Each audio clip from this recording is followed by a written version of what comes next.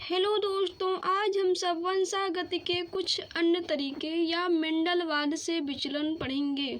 मेंडलवाद से विचलन का मतलब होता है कि कुछ ऐसे पेड़ पौधे या कुछ ऐसे जीव जंतु हैं जो मेंडल के नियम का अनुसरण नहीं करते हैं।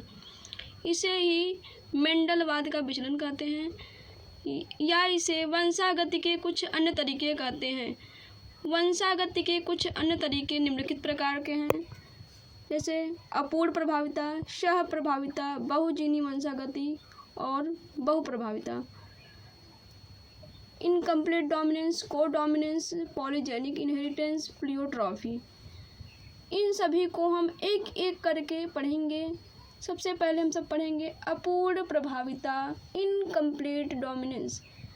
इसकी परिभाषा है, वंशागति के नियम में जब F1 पीढ़ी में प्रभावी तथा अप्रभावी लक्षण प्रदर्शित न होकर बल्कि कोई तीसरा लक्षण प्रदर्शित होता है, अपूर्ण प्रभाविता कहलाता है या इसे मध्यवर्ती वंशागति कहलाता है। मेंडल ने प्रभाविता के नियम में बताया था कि जब वो प्रभावी लक्षण वाले बैंगनी पुष्प लेते थे और अप्रभावी सफ़ेद पुष्प लेते थे, इन दोनों के बीच में जब संकरण कराते थे तो F1 पीढ़ी में सभी पौधे संकर बैंगनी प्राप्त होते थे। लेकिन अपूर्ण प्रभाविता में ऐसा नहीं होता है, बल्कि कुछ अलग होता है, यानी कि न प्रभावी लक्षण प्रदर्शित होंगे और न ही अप्रभावी लक्षण, बल्कि कोई तीसरा लक्षण प्रदर्शित होता है। इसी को कहते हैं अपूर्ण प्रभाविता का नियम या इनकम्प्लीट डोमिनेंस। आप लोग वीडियो को बिल्कुल भी स्किप मत कीजिएगा, क्योंकि बहुत ही आसान तरीके से समझाया जाएगा और भी एग्जाम्पल के साथ। चलिए आगे देखते हैं। इसको बताने वाले साइंटिस्ट थे, यानी अपूर्ण प्रभाविता को बताने वाले साइंटिस्ट थे कार्ल कोरेंस। वो भी 1903 में बताए थे। यह जो है मेंडल के प्रभाविता के नियम का अनुसरण नहीं करता है, यानी कि मेंडल के प्रभाविता के नियम का पालन नहीं करता है अपूर्ण प्रभाविता। इसका एग्जाम्पल है ब्लू एंडेलुसियन मुर्गा, या इसे कुक्कुट कहेंगे।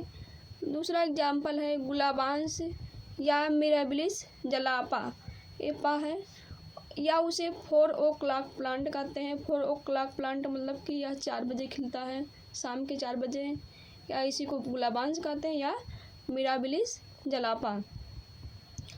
इसका स्ट्रक्चर के साथ देखेंगे, वो भी नेमिंग वाला स्ट्रक्चर है। कैपिटल आर लाल पुष्प है मिराबिलिस जलापा का, और स्मॉल आर सफ़ेद पुष्प है मिराबिलिस जलापा का। अब इन दोनों के बीच में जब संकरण कराया गया तो कुछ अजब का कहानी आया कि F1 पीढ़ी में सभी पौधे गुलाबी दिख गए।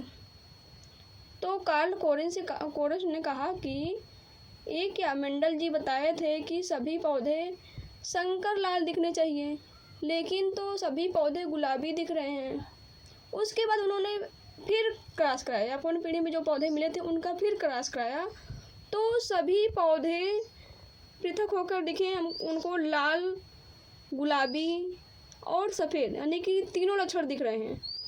तो उन्होंने कहा कि ये मेंडल के नियम का, यानी मेंडल के प्रभाविता के नियम का पालन नहीं कर रहा है, इसलिए इसका नाम रख दिया गया अपूर्ण प्रभाविता। अपूर्ण मतलब कि इनकम्प्लीट, प्रभाविता मतलब प्रभाविता का नियम, इनकम्प्लीट डोमिनेंस। उसके बाद उन्होंने एक और एग्जाम्पल लिया कुक्कुट का, कुक्कुट यानी मुर्गे का, जिसका नाम है ब्लू एंडेलुसियन मुर्गा। उन्होंने काला पर वाला कुक्कुट लिया। काला पर वाला मतलब कि उसका पंख जो है काला था। उसके बाद दूसरा लिया सफ़ेद पर वाला कुक्कुट। इन दोनों के बीच में संकरण कराया, और दोनों को संकरण कराने के बाद उनको कुछ अजब का दिखा कुक्कुट, ना तो काला ना तो सफ़ेद, नीला दिखा।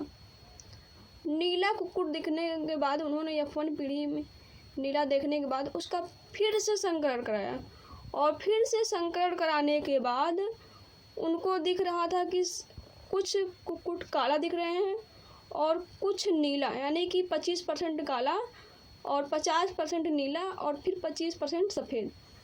तो उन्होंने कहा कि ना तो कुक्कुट यानी कि ना तो ब्लू एंडोलूसियन मुर्गा और ना ही गुलाबांस मेंडल के प्रभाविता के नियम का अनुसरण कर रहे हैं, इसलिए इसका नाम रहेगा अपूर्ण प्रभाविता या इनकम्प्लीट डोमिनेंस।